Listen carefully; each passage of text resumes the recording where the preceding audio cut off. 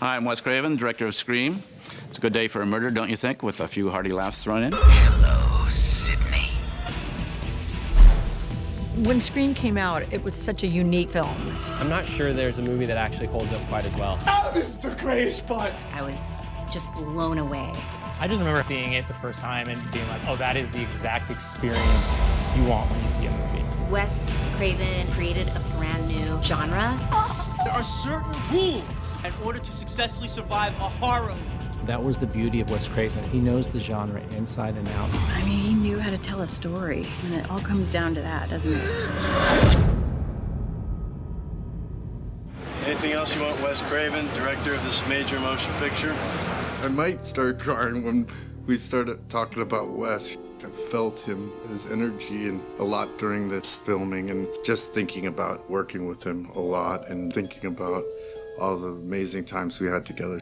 Every cast member from the original movies, when we talked to him, the first thing they would bring up was Wes and the kind of family that he created and how much they all loved him. They have told us just all incredible stories about what a genuine person he was and what a talent he was. I mean, you can see it obviously in his work. He's one of the few directors who, in 3 different decades, had 3 different huge genre-shaking hits. Took into consideration people's love for horror films and understanding, and it really gave the fans a voice. That's really what connected with people. It opened my eyes to just the power of what you can do with tone and, humor and horror and the mix of those things and character, but also how vast the galaxy of the genre was. He was great at balancing the humor and the horror, but there was something about the way he would film. You were like scared before you were scared.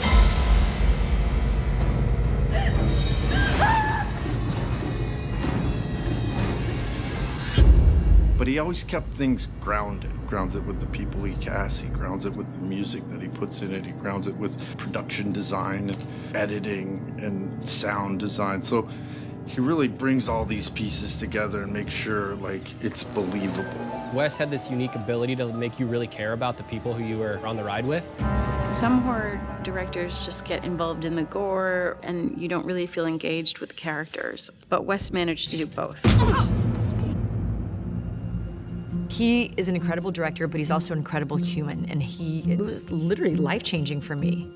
He had a twisted sense of humor, and he had a sweet, sweet soul. You always think of him as like the king of horror. He is so silly. Would you call me? Not your friend. I remember the first time that I had to really scream, and I just remember saying, well, Wes, what does it feel like when someone... He's like, Courtney, I don't know, it's never happened to me. That was it. He had such a great sense of humor.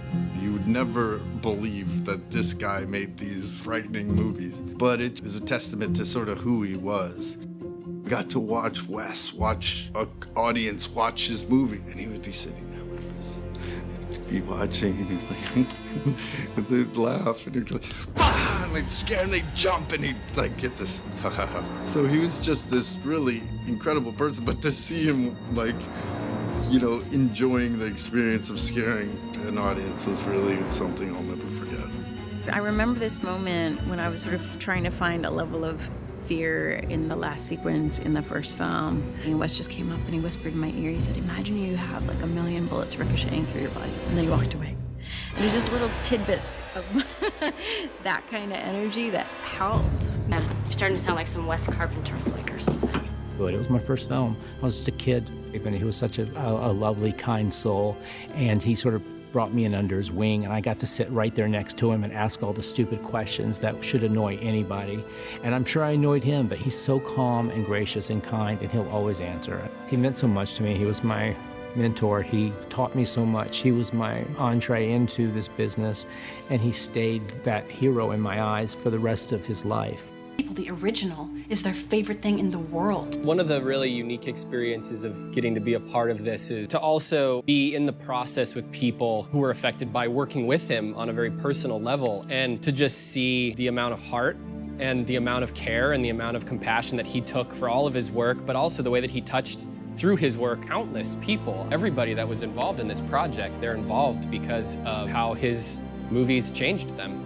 We talked a lot about Wes Craven and how to honor him in the movie, and the idea we came up with was having a character named after him killing that character, and then having the third act actually be a wake for the character Wes. We felt that nothing is more meta in Scream than naming a character after Wes Craven, killing him, and then having a murder party under his name as a result. This is such a beautiful tribute to Wes. The entire project, the entire story is 100% dedicated to Wes Craven, and I think Wes would be extremely proud of this film, and I think he would definitely approve of it, and maybe somewhere he'll be out there watching. I like that ending. So lock the door, bolt the windows, turn out those lights, sit back and enjoy the frights, and I'll see you after closing credits.